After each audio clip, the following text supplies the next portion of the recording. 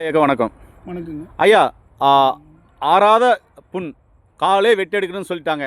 ஆமாம். அப்படின்றவங்களுக்கும் ஆறாத புண்ணுக்கும் கொழுப்பு கட்டிக்கும் ஒரு அற்புதமான மருந்து, இது வரைக்கும் சித்தர்கள் ஏட்டில் இல்லாதது அப்படின்னு சொல்லி, அது என்ன மூலிகை, அது எப்படி பயன்படுத்தணும்?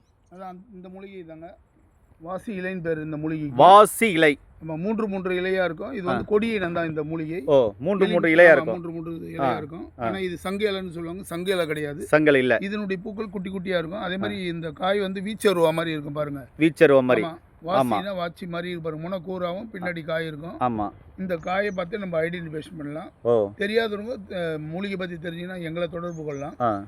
இந்த இலையை வந்து ஒரு கைப்பிடி அளவு எடுத்துட்டு, ஒரு துண்டு மஞ்சள், ஒரு துண்டு பூங்கற்பூரம் வச்சு நல்லா அம்மிக்கல்ல மைய அரைச்சி, ஆறாத புண்கள் மேலே வந்து கட்டிக்கின்னு வந்தோம்னாக்கா படிப்படியாக அந்த சீழ்கள் துர்நீர்லாம் இழுத்து புண்கள் வந்து சீக்கிரமாக ஆறும். புண்கள் உள்ளவங்க வந்து கண்டிப்பாக வந்து சைவ உணவுகள் மேற்கொள்ளலாம். அசைவ உணவுகள் புண்ணு ஆறுற வரைக்கும் எடுக்கக்கூடாது. பத்திய முறையோடு இருந்தாலும் சீக்கிரமாக விரைவில் ஆறும்.